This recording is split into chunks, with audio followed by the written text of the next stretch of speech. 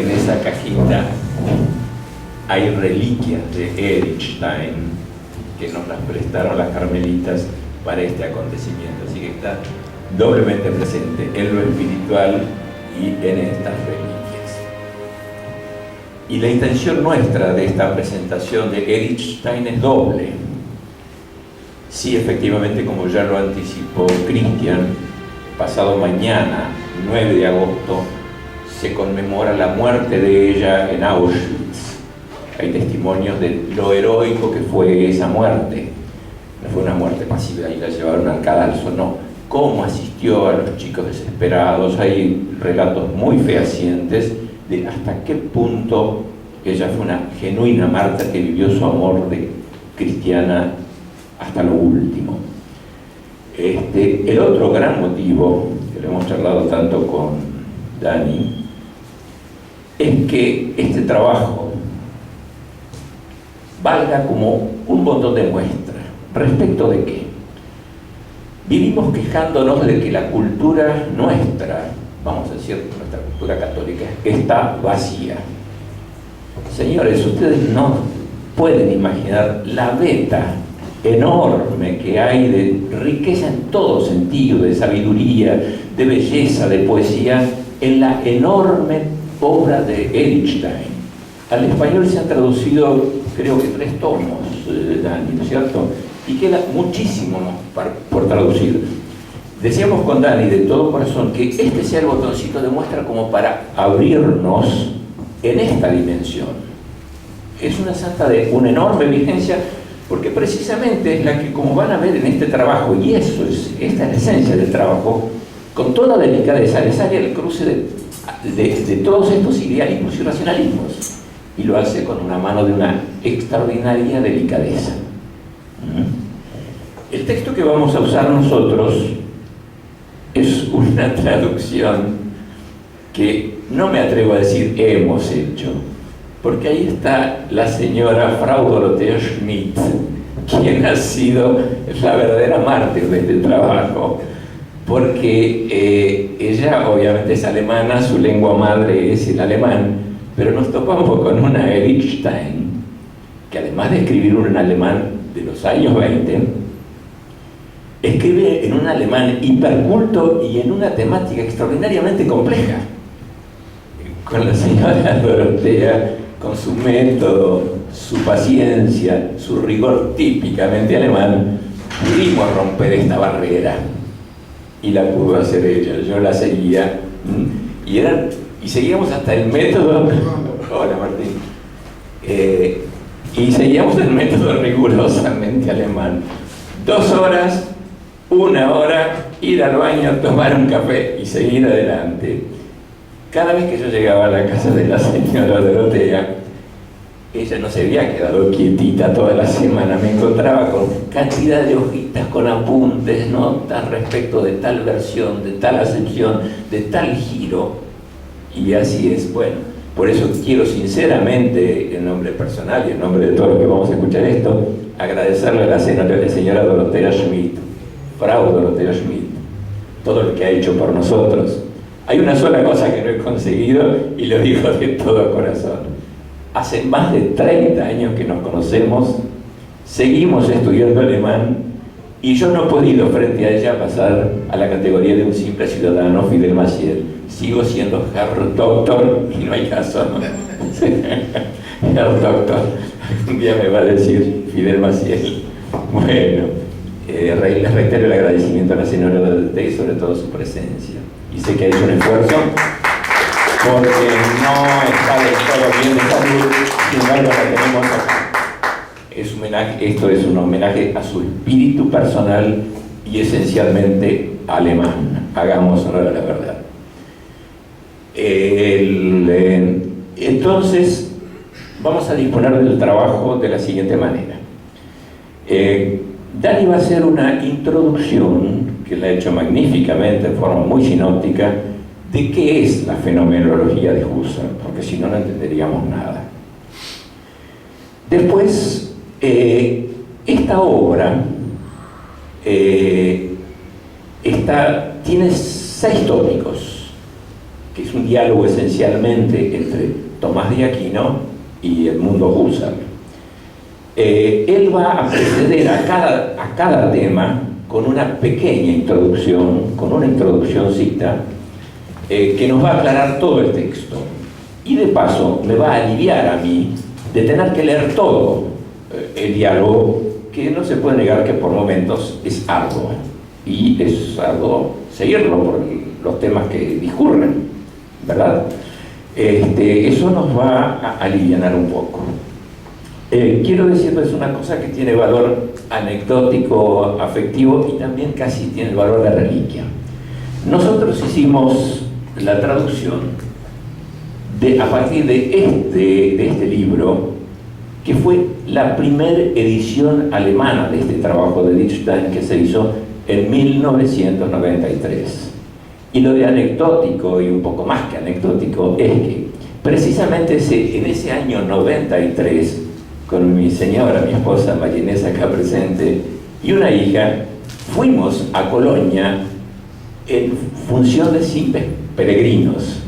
Llegamos al convento Santa María von Frieden, en alemán Santa María de la Paz, ¿no?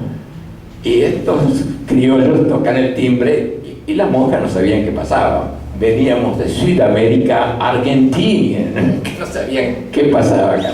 Bueno, nos hicieron esperar y finalmente nos recibió la priora, una alemana magnífica, seria. Su mirada no dejaba de ser entre rigurosa y afectuosa y comprensiva, y yo le hablaba en el alemán que en aquel entonces podía hablar. Cuando cometía algún error, que los cometía bastantes, ella con toda delicadeza me corregía. En determinado momento ella dice, bueno, el doctor Maciel, espere un minuto, y se levantó. Y precisamente cuando vuelve, además de traernos algunas reliquias de Lichtenstein, me trae este ejemplar que tengo aquí en la mano, que entonces tiene también este enorme valor, que proviene precisamente del convento de Carmelitas de Colonia, donde Lichtenstein profesó, y es donde está la primera edición en el texto alemán de este trabajo de Lichtenstein. Para nosotros tiene un valor afectivo muy grande. Entonces vamos a proceder así. Si ustedes quieren interrumpir, me parece, Dani, que no hay ningún problema pidiendo explicaciones, porque, ojo, el tema es arduo, y aunque Santo Tomás diga bonum ardum, es ardum. Si ustedes quieren intercurrir, buscar explicaciones, lo hacemos sin ninguna dificultad. Entonces yo le daría ahora pie a Dani que empiece con su introducción. En cuanto a la biografía de Lichtenstein, yo creo que más o menos todos la conocen. Todos la conocen. Lo que sí queremos, y volvemos a insistir, es que se la conoce más por sus hechos biográficos de santidad, pero no se la conoce como quien va a llegar a ser, porque está en camino de ser una doctora de la Iglesia.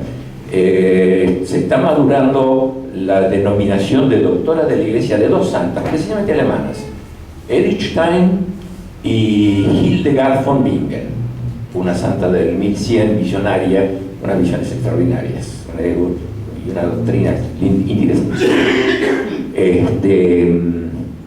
Entonces le damos pie a nuestro querido Dani, que también ha padecido al lado de nuestro. Gracias.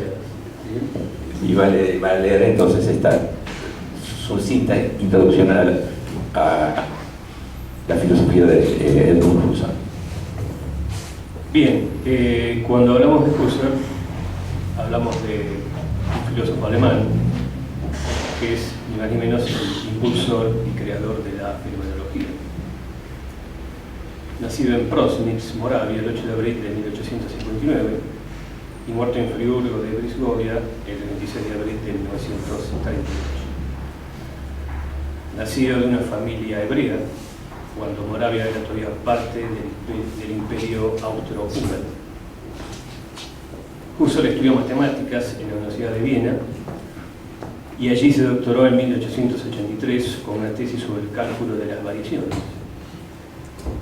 Asistió durante los años 1884 y 1886 a las clases de Franz Brentano, y esto lo hizo derivar su actividad intelectual hacia la filosofía, por la cual apenas se había interesado hasta entonces. Fue docente privado en la Universidad de Halle y posteriormente profesor ordinario en Gotinga de 1901 a 1916 y en Friburgo de Brisgovia de 1916 a 1929. Después de su jubilación mantuvo hasta la muerte su característico espíritu de trabajo. En 1913 fundó la revista Anales de Filosofía y de Investigación Fenomenológica, en la que aparecían los trabajos de la Escuela Fenomenológica. Reunió Husserl a su alrededor un notable grupo de colaboradores. Algunos nombres de esos colaboradores: Reiner, Pander, Geiner, Coiré, Heide, Edith Stein, Max Scheler, Martin Heidegger, Dietrich von Hitler, etc. En conjunto, Husserl casi no publicó más que una serie de programas y introducciones a su filosofía. Destacan entre sus obras principales Filosofía de la Aritmética, Investigaciones Lógicas, La Filosofía como Ciencia Estricta, Ideas relativas a una fenomenología pura y una filosofía fenomenológica, Prolegómenos a una fenomenología de la conciencia del tiempo interior, Lógica formal y trascendental, Meditaciones cartesianas, La crisis de la ciencia europea y la fenomenología trascendental. También Experiencia y juicio. Dejó Husserl unos 40.000 folios de materiales inéditos que fueron trasladados a Lovaina y están siendo publicados por una editorial holandesa. Husserl siempre fue un trabajador infatigable, dotado además de una poco común capacidad de análisis. Es preciso en su lenguaje, lo que no significa que sea fácil de entender. Por el contrario, su obra resulta difícil de interpretar, tanto por su riqueza analítica como porque la continua evolución de su pensamiento resta permanencia y fijeza a los términos que explica. Pensaba Husserl que el trabajo científico había de desarrollarse en equipo, y en esa línea planteó él la labor de la escuela fenomenológica. Su influencia en el pensamiento europeo contemporáneo es muy considerable. Su crítica al psicologismo fue un golpe definitivo para tal escuela.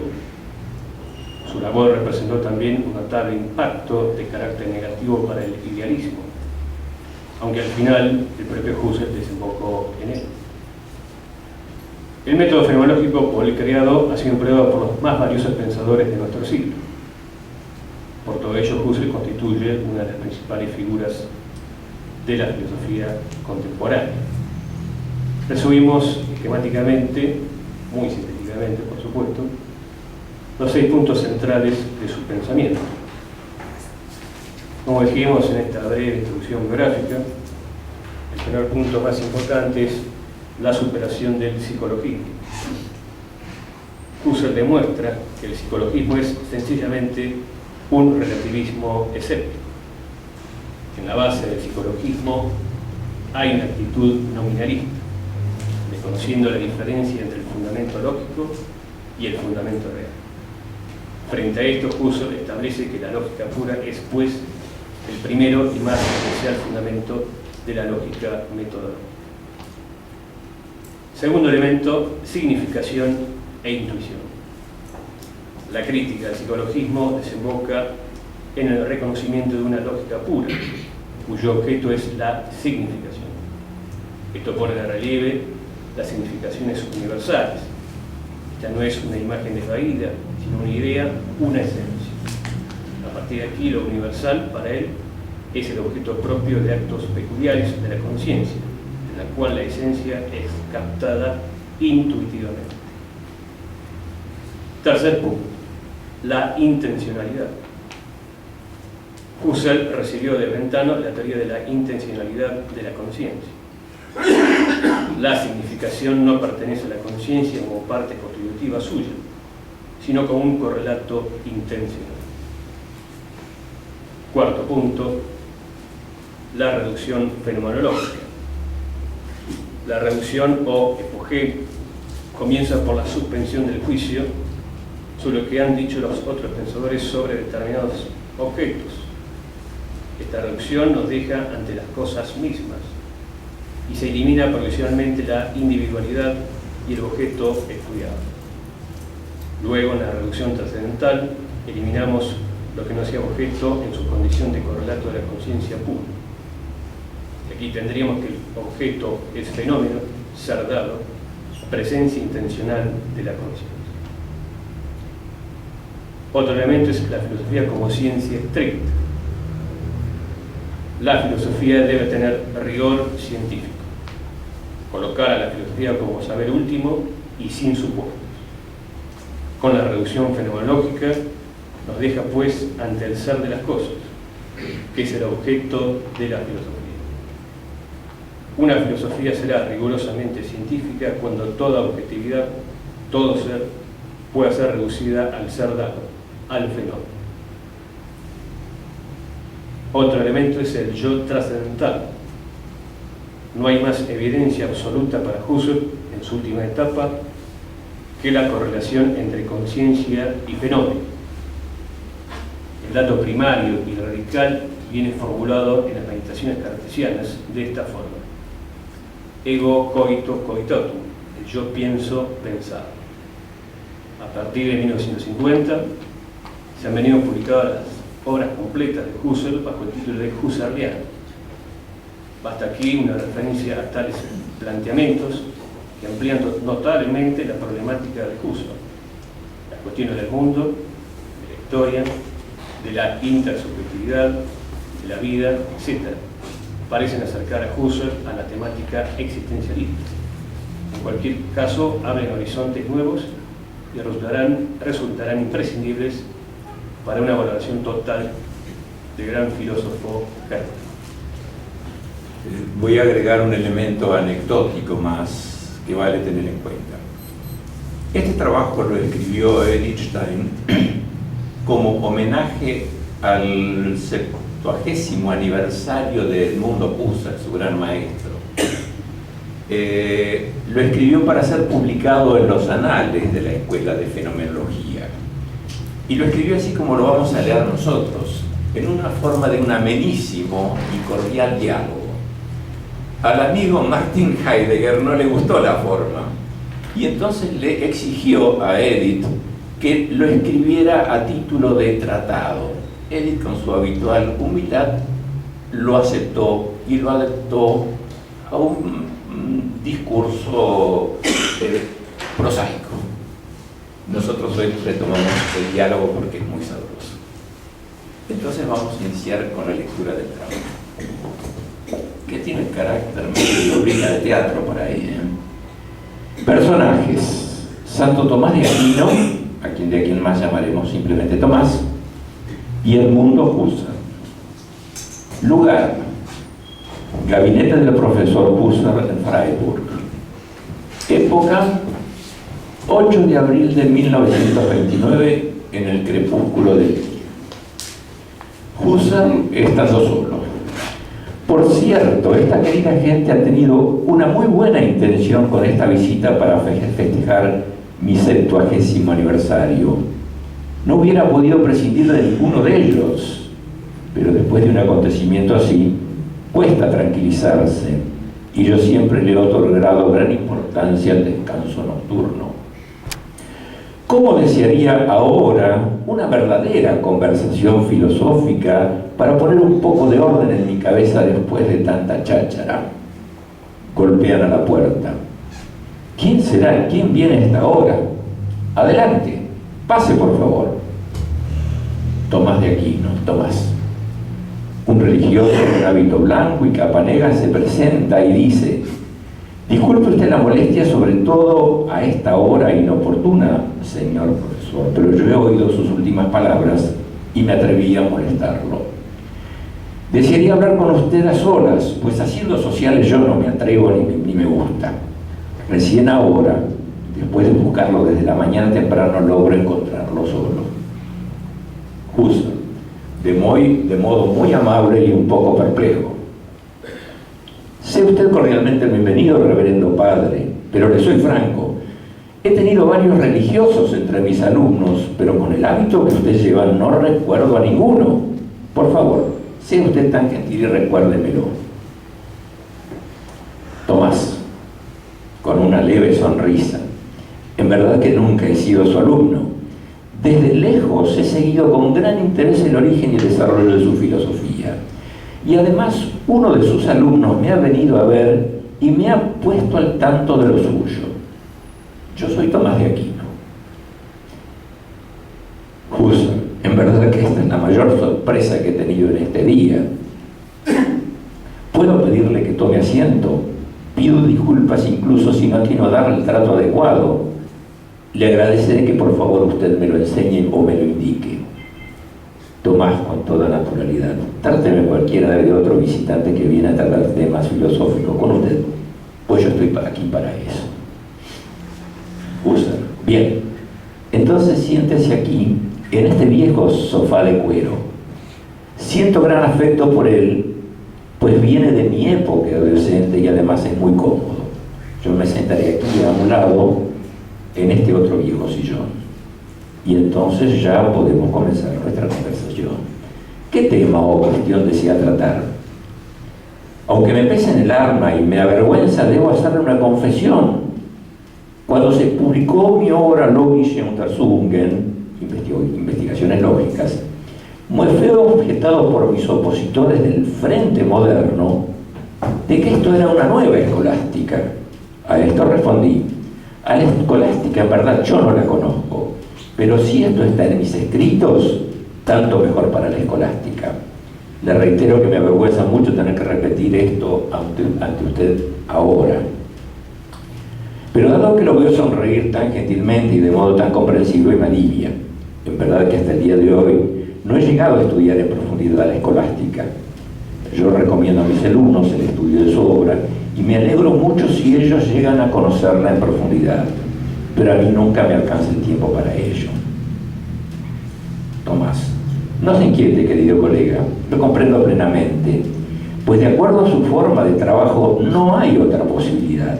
Precisamente por este motivo hoy he venido aquí. Para los estudios históricos filosóficos tendrá usted tan poco tiempo en las próximas décadas como en las que han pasado. Usted está absolutamente comprometido en concluir la obra de su vida. Por otra parte, me es conocido el valor que le otorga a definir y clarificar la relación de su filosofía con la de otros grandes filósofos. Usted siempre ha tenido dificultades con los filósofos jóvenes, quienes han querido tomar vuelo prematuramente, hacer investigaciones autónomas y sistemáticas y despreciaban todo lo otro. Esto le causaba a usted un gran malestar, un gran disgusto. Actualmente es en ellos donde mi filosofía ha vuelto a estar de moda, después de siglos de haber pasado o de haber sido un paradigma de desprecio y hasta haber caído en el olvido. No obstante, para usted, escolástica y Tomás de Aquino son términos que han sido tomados con respeto. Con certeza hoy le preocupa y le interesa a usted que su filosofía y mi filosofía se expresen de modo claro y que sean nítidamente delimitadas la una de la otra. ¿Cómo podría yo en 2 palabras explicar esto? Dado lo peculiar de este encuentro nuestro, solamente es posible hacerlo únicamente en forma muy breve y a grandes rasgos. Husserl. Yo escucharé como alumno respetuoso las palabras del maestro. Siento la misma ansiedad solemne que sentí en tiempos pasados cuando escuchaba a mi maestro Franz Brentano. Fíjense que acá, esto lo va a marcar bien Dani, Husserl toma una posición de humildad, no deja de reconocer la magnitud de quien tiene delante, y entonces él se apoca, se siente en el sillón chiquito y le deja el gran sillón a Tomás de Aquino por lo que para él implica. Y aquí viene ya el primer punto de esta charla entre ambos. Dani va a dar una introducción de lo que se trata en este primer punto de charla. Bien, El primer título es la filosofía como ciencia estricta. Los temas más importantes que van a tocar los dos pensadores va a ser, en primer lugar, el rol del filósofo brentano como punto en común de ambos. Luego, en segundo lugar, van a descubrir el auténtico espíritu del filosofar. Se va a colocar como tema fundamental la filosofía perenne, donde el logos va a tener un elemento central. También se va a hacer referencia a cultivar la filosofía como ciencia rigurosa. Y además que el genuino filosofar se extiende más allá de los límites del espacio y del tiempo. Entonces, la filosofía como ciencia estricta. Aquí empiezan las dos grandes figuras en su charla. Tomás, Franz Brentano. Aquí ya tenemos un punto de partida. No es en sí del todo fácil encontrar un camino desde el mundo de su pensamiento hacia el mío. Siempre me lo han afirmado mis alumnos. Pero aquí ya hay una conexión. Usted mismo en sus recuerdos de Brentano lo ha esbozado, incorporando el estilo y modo de tratar las cuestiones filosóficas. El pensamiento de Brentano y su modo de enseñar le mostró a usted que la filosofía debe ser algo diferente de una ingeniosa y amena charla incapaz de satisfacer las más altas exigencias científicas a las que usted como matemático estaba acostumbrado a plantear. Pero ¿de dónde surge en Brentano esta agudeza inflexible del curso de sus pensamientos, que a usted en el ámbito filosófico le parecieron tan nuevos que lo atraparon? ¿De dónde aquella claridad cristalina de la formación de conceptos? ¿Qué otra cosa era esta forma de filosofar que una herencia o patrimonio de la escolástica? Pues, aunque Brentano siguió su propio camino, creció en nuestra escuela y en nuestra forma de pensamiento acuñó su espíritu, e incluso el propio de él y el suyo, profesor Husserl. Con esto no se produce ningún daño a su propia autonomía. Usted comprende, por supuesto, que yo no eludo a ningún contenido de enseñanza. Cuando se habla de modo tan corriente de una filosofía perennis, se refiere a un sistema de enseñanza cerrado, y yo creo que esto era lo que a usted le fastidiaba cuando sus adversarios lo objetaban. Pero filosofía perenne significa además otra cosa. Me refiero al espíritu genuino del filosofar, el cual vive en cada filósofo verdadero, esto es, en quien está impulsado por una irresistible necesidad de indagar el logos o la ratio de este mundo. Este espíritu lo trae al mundo como potencia quien nació filósofo. El verdadero filósofo debe haber nacido filósofo, para decirlo a mi manera. Allí la potencia se eleva al acto cuando ella encuentra a un filósofo maduro, a un verdadero maestro. Así nos estrechamos las manos por sobre todas las fronteras de espacio y de tiempo. Platón, Aristóteles, Agustín, mis maestros. Por favor, nótelo bien, no solo Aristóteles, sino también Platón y Agustín. Inevitablemente me llevaron a filosofar con ellos y a una confrontación saludable permanente. Así también usted tuvo sus maestros, algunos de ellos ya fueron mencionados por usted claramente. Yo recuerdo a Descartes, Hume y una vez más a Franz Brentano. Otros influyeron en usted a través de canales ocultos, sin que usted lo advirtiera. A estos pertenezco yo. Por lo tanto, en este punto estamos completamente de acuerdo. Cultivar la filosofía como ciencia estricta, como dijo usted, uno debe tener el cuidado de expresarse de este modo, pues también tuvo la desgracia de convertirse en una palabra de moda que tanto los atacantes como los defensores malinterpretaron a su manera. Nosotros pensamos debidamente en la analogía que tiene la filosofía con cualquier otra ciencia.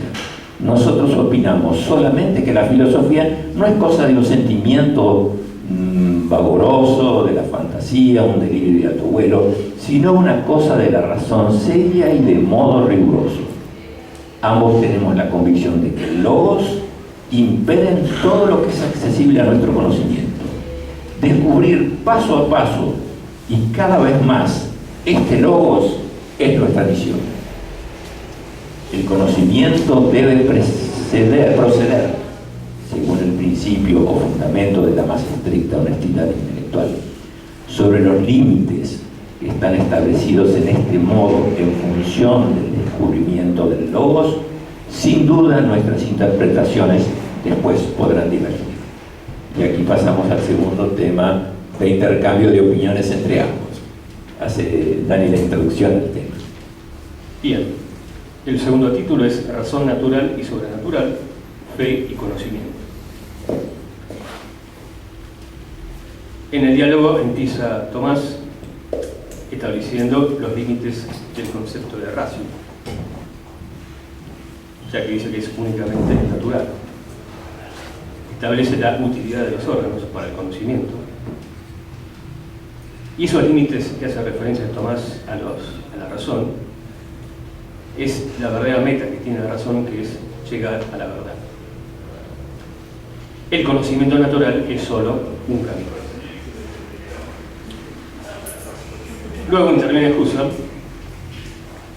y requiere hacer un entendimiento terminológico, estableciendo el doble significado de la ratio, el natural y el sobrenatural.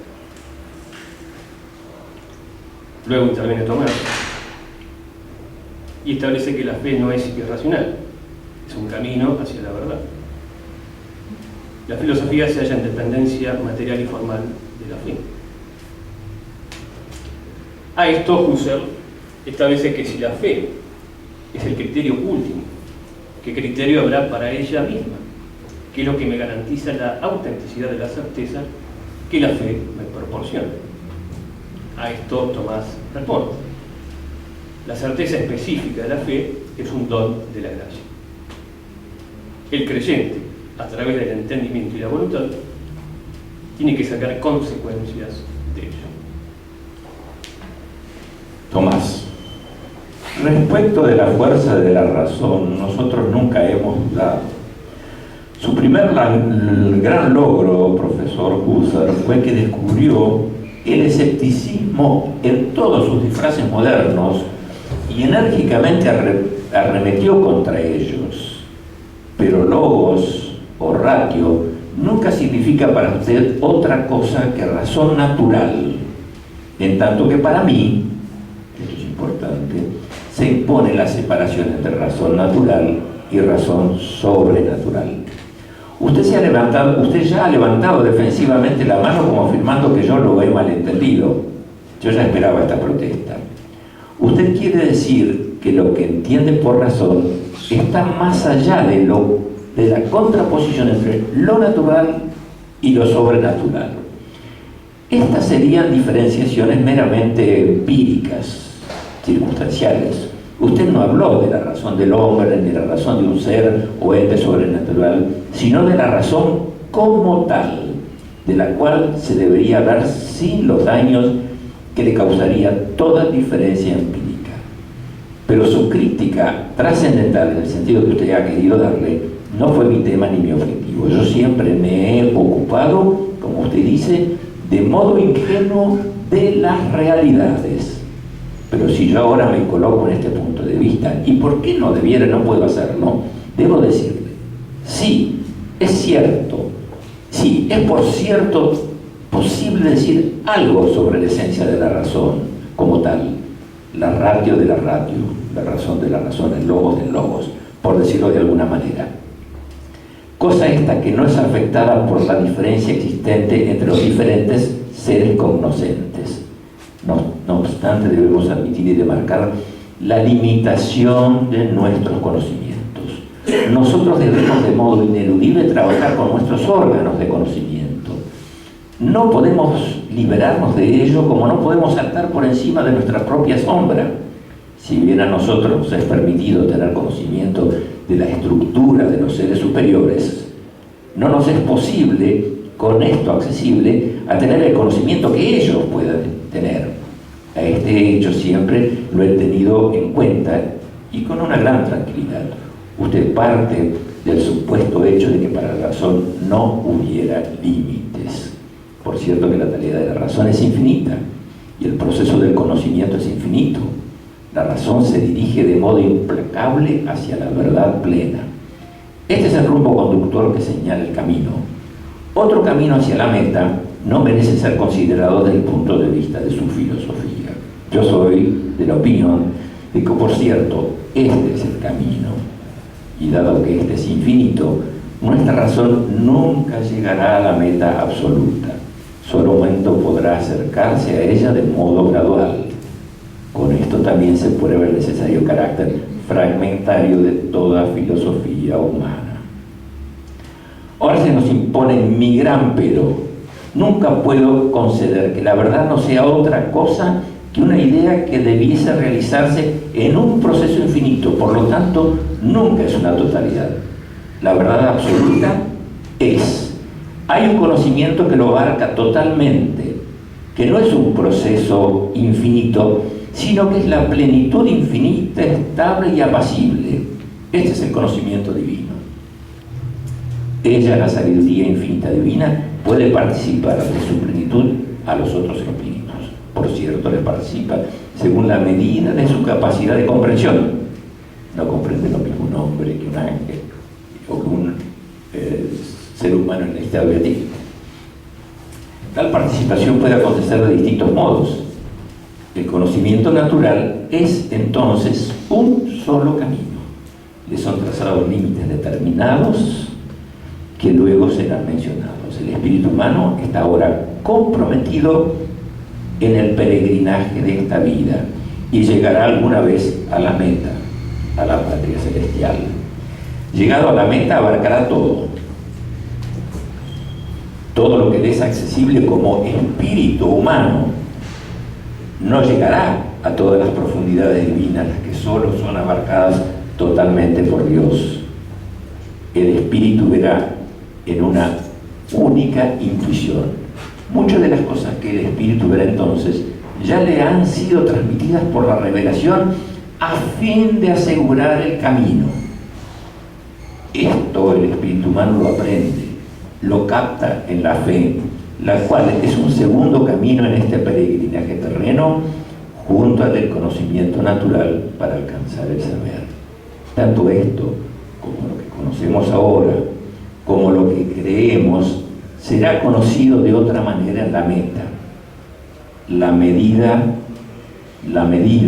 posible de nuestro saber durante este peregrinaje terreno no está determinado y no podemos traspasar sus fronteras.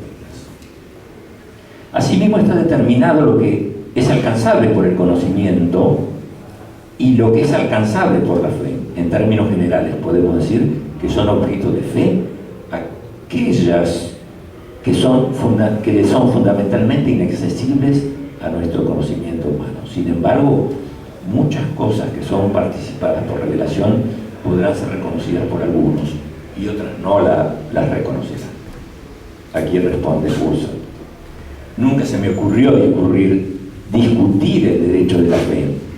Esa es la instancia competente en el ámbito religioso, como lo son los sentidos en el ámbito de la experiencia exterior. Además, yo siempre he dejado abierta también la posibilidad de que una contemplación visionaria como fuente de experiencia religiosa.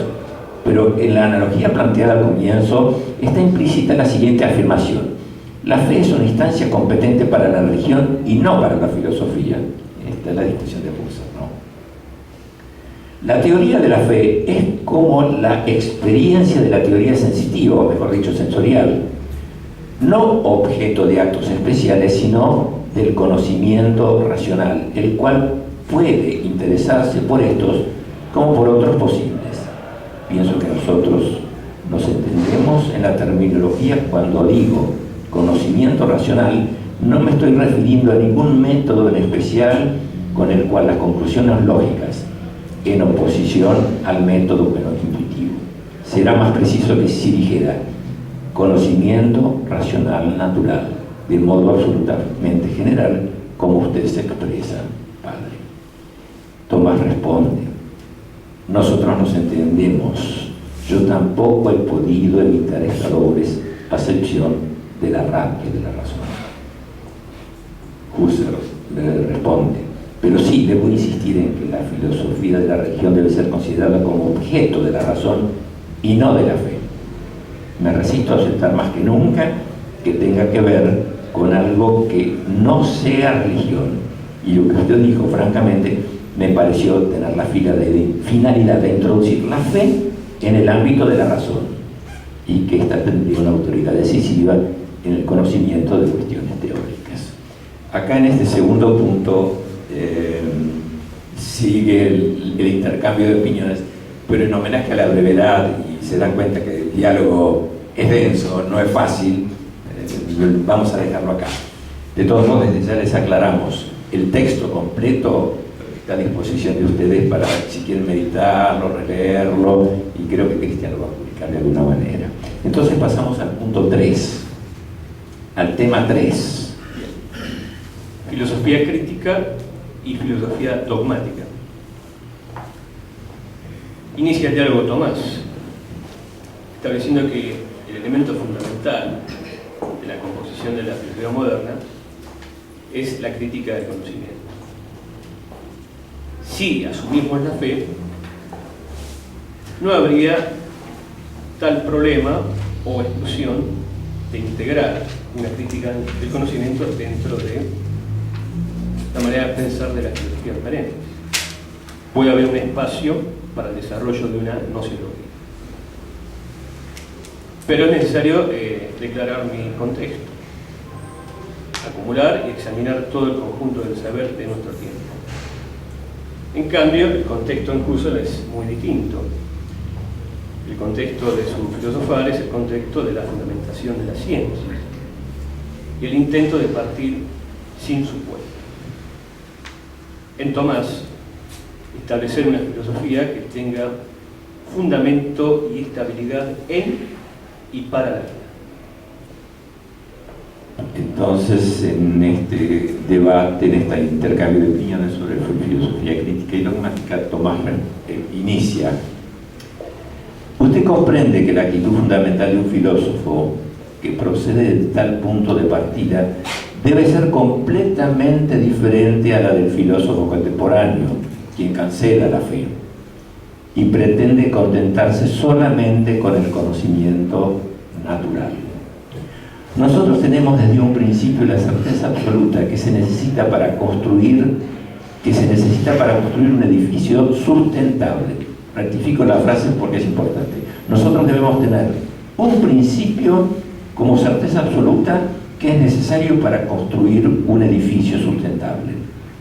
Ustedes deben buscar primero tal punto de partida, y por lo tanto es absolutamente obvio que en la filosofía moderna la crítica del conocimiento se convierte en la disciplina fundamental, y que los principales esfuerzos de los grandes filósofos están dirigidos a ello.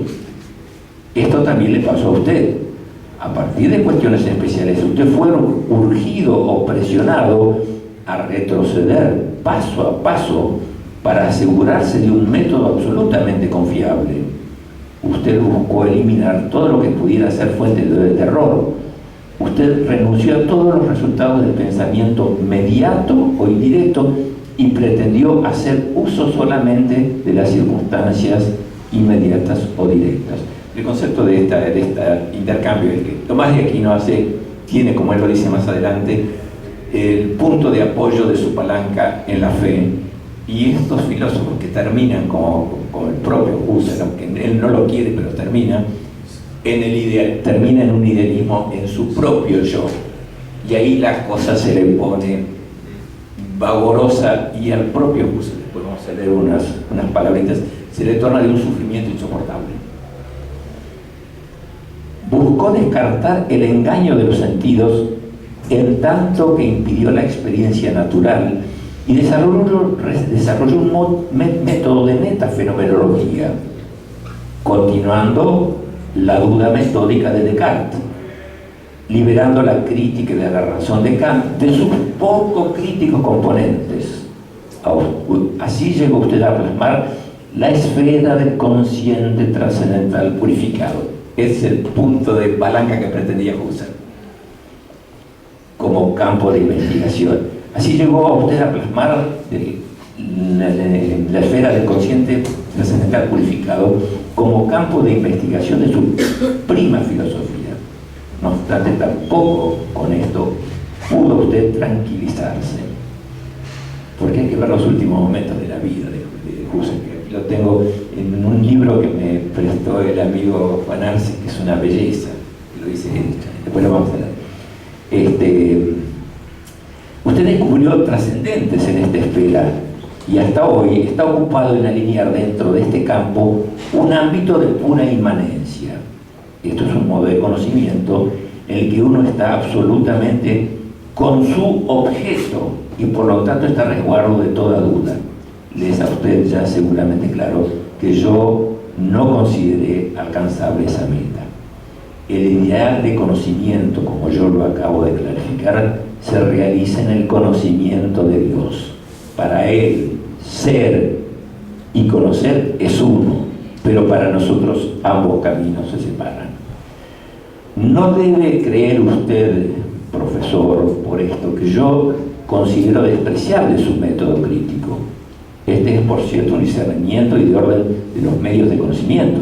Es una esfera metódica, como quizá nunca se conoció antes, si se procede con el rigor tan radical en su empleo como en verdad usted mismo lo hizo.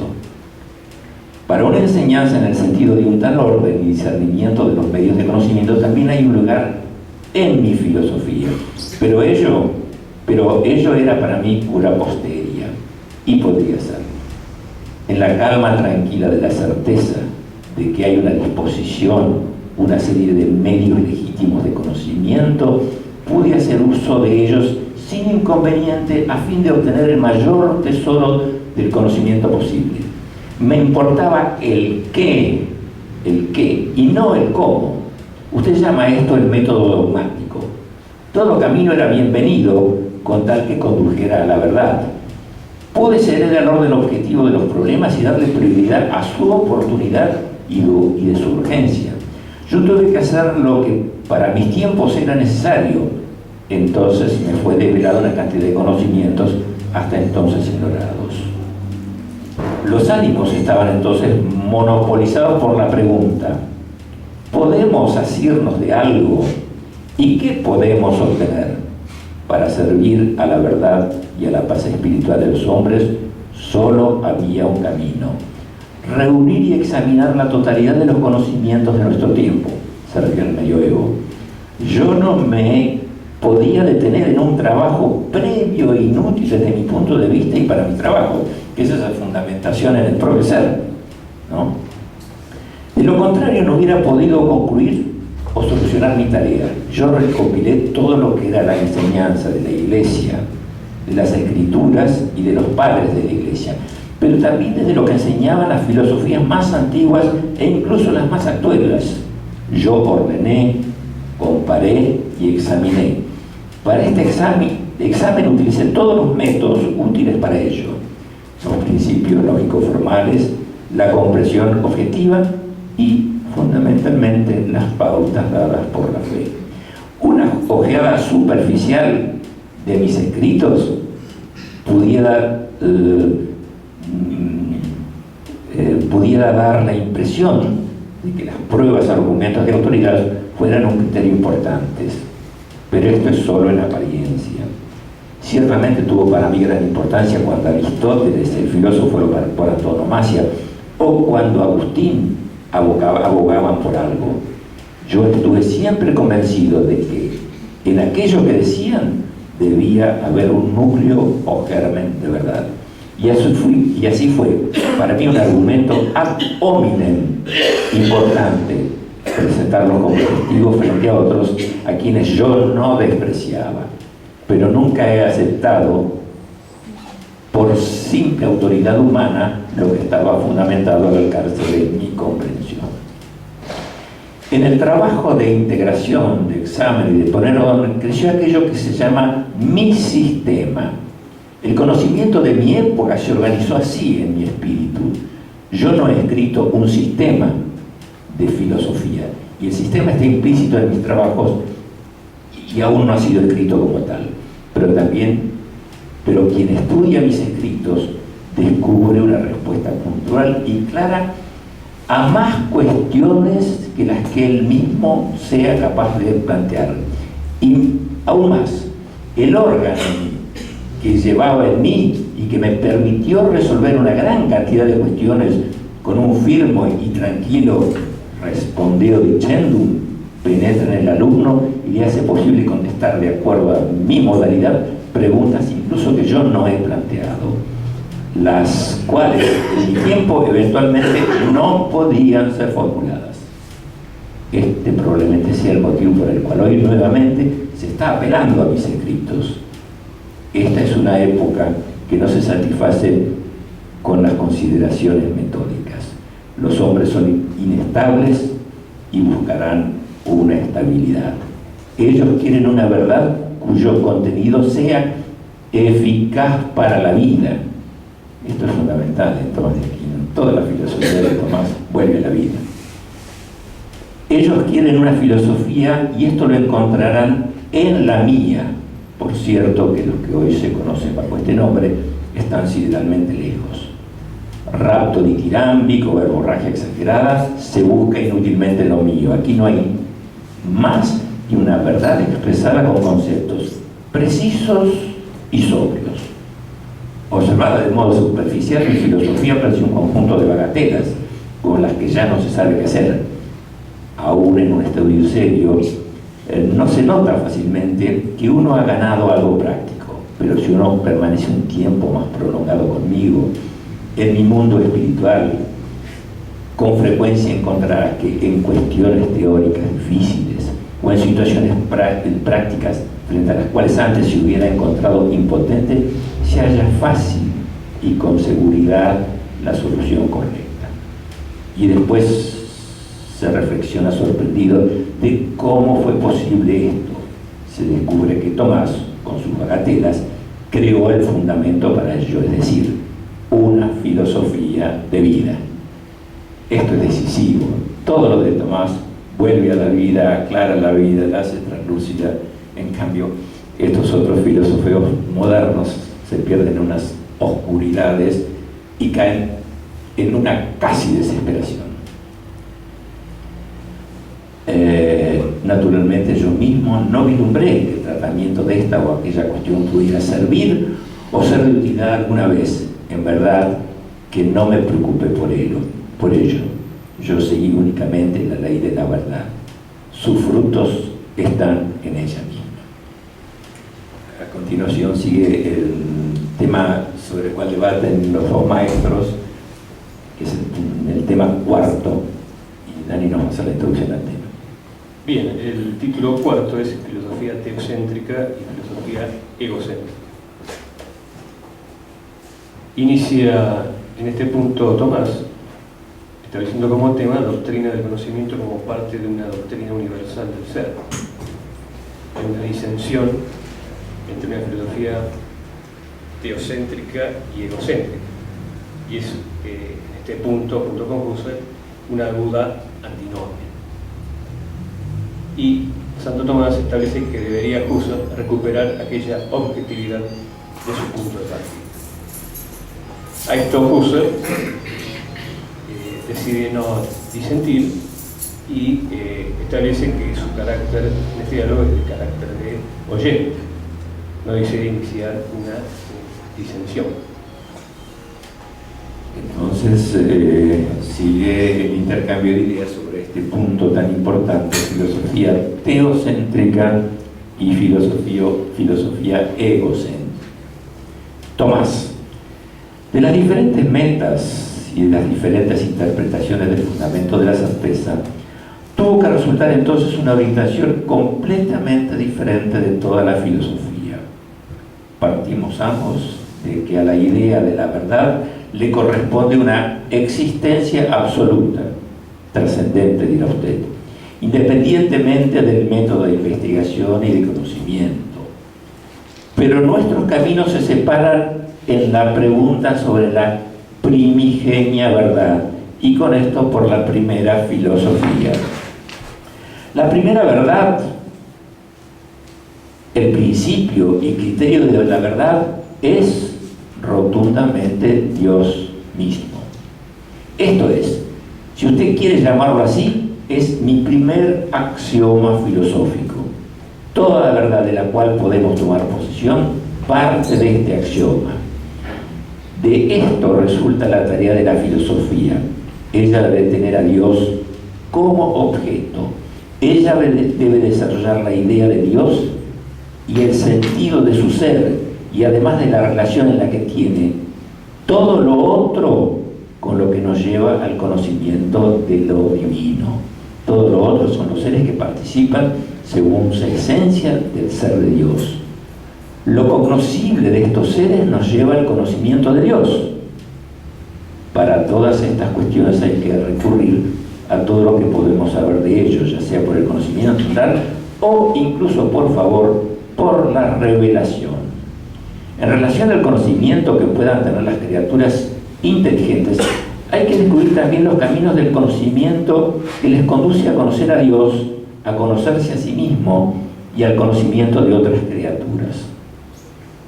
Así resulta la teoría del conocimiento, la cual es colocada por usted al principio para justificar todo lo otro. Fíjense, Tomás de Aquino hace pie en un axioma: Dios me lleva al mundo y el mundo me devuelve y debo a Dios. Y aquí está el gran esfuerzo de Husserl, quiere hacer pie en sí mismo, y aquí lo dice, ¿no es cierto? Así resulta la teoría del conocimiento, la cual es colocada por usted al principio para justificar todo lo otro como parte de una teoría del ser en general. Fundamentalmente se reducen así a todas las cuestiones, a cuestiones sobre el ser, y todas las disciplinas filosóficas se convierten en una gran ontología o metafísica, pues a cada ser Dios le participa qué es y el modo de su ser, es decir, su esencia y su existencia. Y de modo correspondiente también a la medida y el modo de conocimiento y esfuerzo para la verdad y perfección alcanzables. Así es contenidas en esta ontología la lógica, la teoría del conocimiento, la ética con materias primas. Estas materias pueden también en otra forma ser disciplinas autónomas. Usted verá seguramente qué lugar de este órgano cabe, en qué lugar de este órgano cabe su fenomenología trascendental, su creación más propia y genuina. Esta fenomenología trascendental es un presagio de un cambio para esta ontología general, según su propio modo de expresarse. Para usted la cuestión es cómo se construye, por favor, esto es importantísimo. Para usted la cuestión es cómo se construye o organiza el mundo para un ser consciente, que pueda ser investigado en inmanencia por el yo, ya sea el mundo interior o exterior, el natural o el espiritual, el banal o el mundo de los valores. Y por último, como modo decisivo, el mundo dominado por el sentido de lo religioso, el mundo de Dios. Pero acá el eje no deja de ser el yo, que pretende darle fundamento al conocimiento. Usted ha perfeccionado en un trabajo infatigable el método que permitió aclarar estos problemas y mostrar cómo construye su mundo la actividad espiritual del sujeto a partir de un material puramente sensitivo en diversos actos, estructuras de actos. Aquella ontología, la cual asigna a cada ser espiritual su actividad específica, seguramente tiene un espacio para estas investigaciones constituidas. Pero esta ontología no puede ser admitida como fundante. Su camino, profesor Husserl, lo ha llevado a usted a colocar al sujeto como punto de partida central de la investigación filosófica. Todo está referido al sujeto. El mundo se constituye por acciones del sujeto. Permanece siempre como un mundo para el sujeto. Usted no tuvo éxito como le fuera reiteradamente objetado desde el núcleo de sus alumnos en recuperar de la esfera de la inmanencia aquella objetividad de la cual usted había partido y que se trataba de asegurar con esta una nueva interpretación de la investigación trascendental, cuyo resultado es la de equiparar la existencia con un mostrarse al ser consciente. El intelecto que busca la verdad nunca se tranquilizará. Esto ocurre, pues al contradecir a la fe, se relativiza a Dios mismo. De este modo, es probable que sea esta la más aguda antinomia entre la fenomenología trascendental, la filosofía de Husserl, y mi filosofía. La mía tiene una orientación esencialmente teocéntrica y la suya es egocéntrica. Husserl, que siempre está un poco como achicado ante la fuerza de Tomás, ¿no? Responde Husserl: sobre este punto no deseo iniciar ninguna disensión.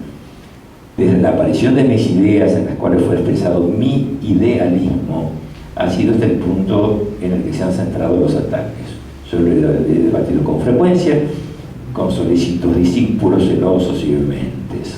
Bueno, yo dejo este punto acá y le doy paso a Dani para que haga la introducción al quinto punto, al quinto tema de este diálogo fecundo entre estas dos potencias.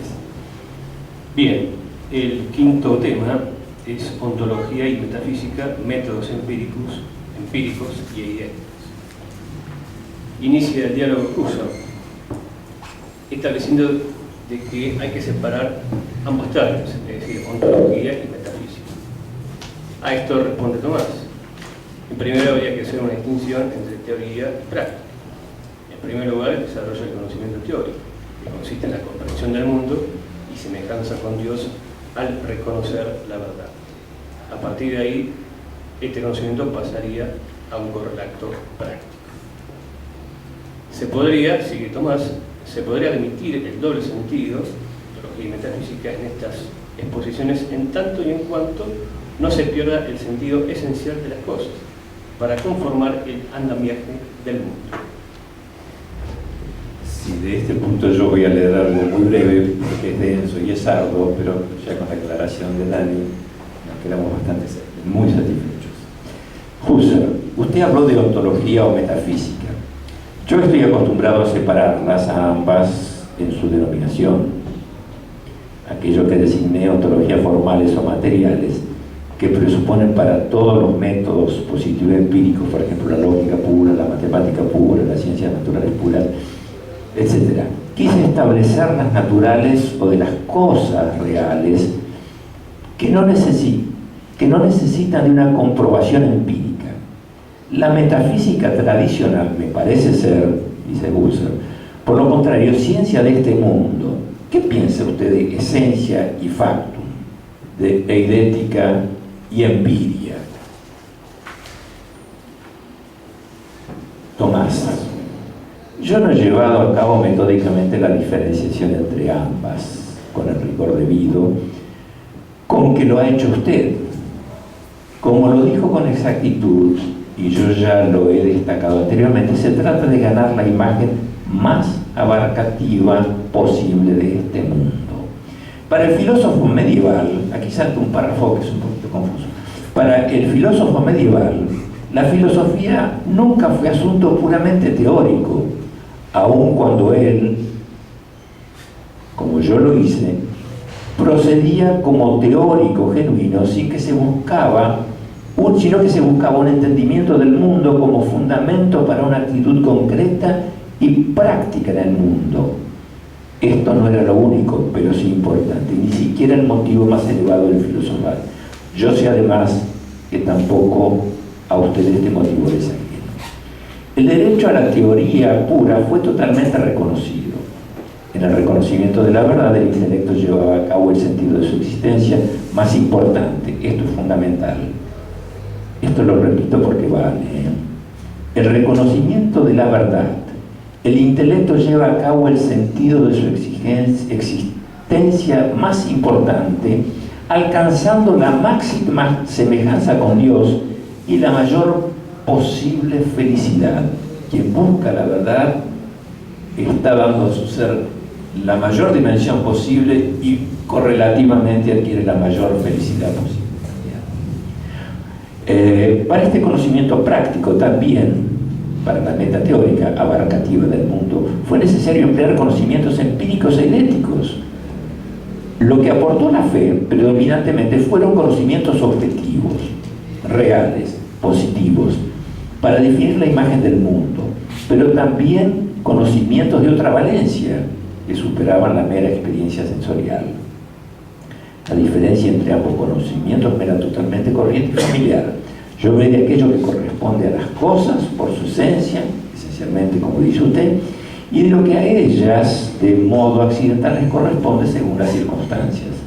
Yo enfaticé sobre las verdades referidas a la esencia, pues las cosas, según su esencia, conforman, por decirlo así, esto es fundamentalísimo, pues las cosas, según su esencia, conforman, por decirlo de este modo, el andamiaje del mundo. El verdadero andamiaje, pues las cosas, repito, según su esencia, conforman, por decirlo de este modo, el andamiaje del mundo. Y lo que a ellas les ocurre de modo accidental está predeterminado en su esencia. En este sentido, usted también ha incluido lo fáctico en sus acotaciones sobre esencia. Así existe un amplio punto de vista compartido por sus investigaciones y las mías. Usted se sorprendería de ver hasta qué punto y con qué frecuencia coinciden ambos, y por eso al descubrirlo, sus opositores calificaron a su filosofía como una nueva escolástica.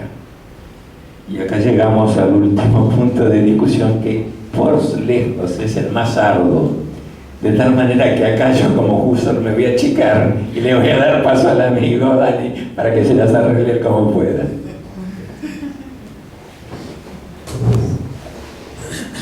Gracias, Fidel. Bien, el punto 6, la cuestión de la intuición, método fenomenológico y método escolástico. Empieza el diálogo Tomás, estableciendo la cuestión de la intuición o visión de la esencia. ¿Cómo se podría leer a Husserl? Poder acompañarlo y dialogar con él, con verdadera comprensión objetiva. El método fenomenológico es un proceso de análisis más agudo que penetra en las profundidades de un material dado. Se podrían establecer 3 rasgos fundamentales. En primer lugar, todo conocimiento comienza en los sentidos.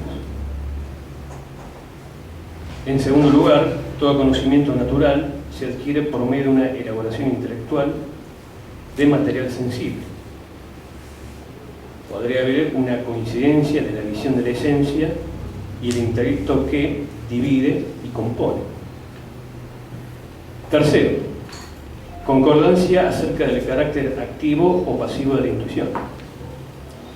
Se rechaza en ambas posiciones filosóficas toda arbitrariedad subjetiva. El intuir es un percibir pasivo, es la prestación más genuina del intelecto, y toda acción es únicamente una preparación para ello. La cuestión de las relaciones entre método escolástico y método fenomenológico no se pueden zanjar en unos cuantos tópicos, como se han tocado en este diálogo.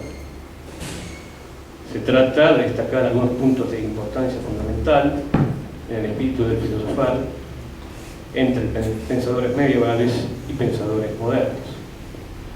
Podemos establecer un resumen, coincidencia en señalar como tarea de la filosofía el obtener una comprensión del mundo que sea lo más universal posible y que esté lo mejor fundado. El punto de partida absoluto lo busca Husserl en la inmanencia de la conciencia, pero Tomás, su punto de partida es la fe. La fenomenología quiere asentarse como ciencia de las esencias, mostrar cómo para una conciencia, en virtud de sus funciones espirituales, puede establecer su mundo y eventualmente diversos mundos posibles. En cambio, para Tomás, no se trataba de mundos posibles, sino de una imagen de este mundo que fuera lo más perfecta posible. El punto de vista uniformador, desde el cual se revela toda la problemática filosófica y al cual ella remite sin cesar, es para Husserl la conciencia purificada trascendentalmente. En cambio, para Tomás lo es Dios y su relación con las criaturas. Bien, en homenaje a mí mismo, amarás al prójimo como a ti mismo, y en homenaje a ustedes, yo no voy a leer este sexto punto, porque realmente hay que leerlo. Es muy difícil seguirlo de palabra, porque es un hilvanar ideas extraordinariamente sutiles.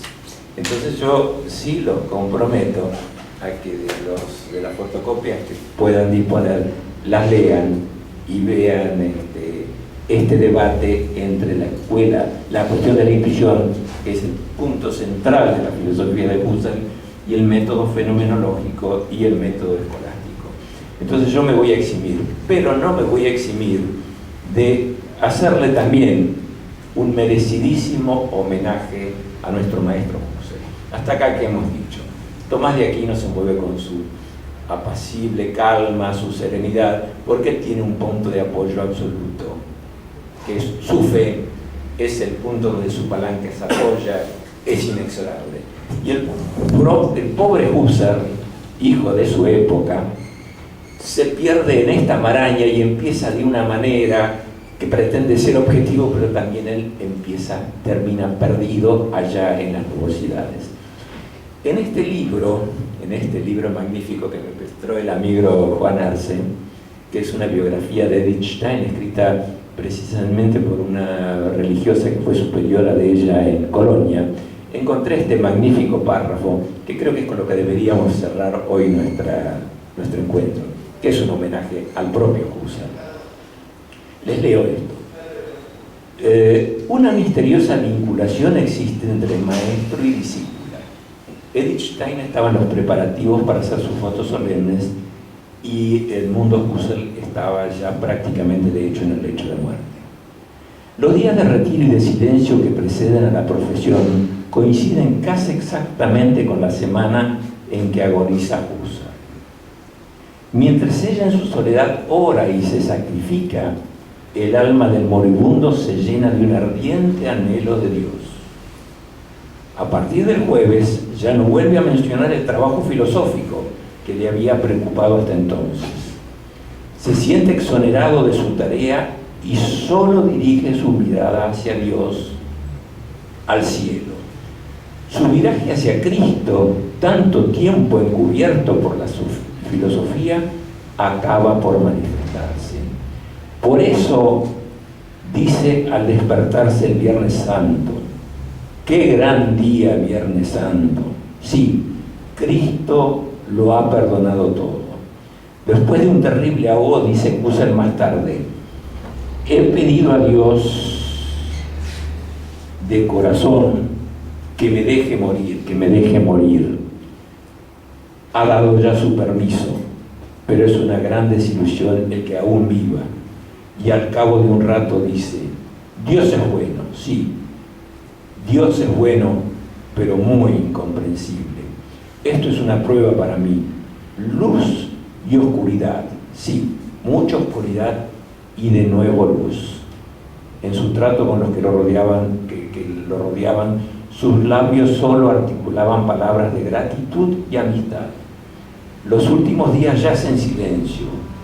Poco antes de su fallecimiento, ocurrido el día 27 de abril, prorrumpe en estas extrañas palabras: oh, he visto algo maravilloso. Anótenlo rápidamente. Antes de que llegara la enfermera, ya Husserl se había llevado su secreto a la eternidad. Y esto es lo que acá dice su santa discípula Edith Stein, que lo refiere a él: quien busca la verdad busca a Dios aunque no lo sepa.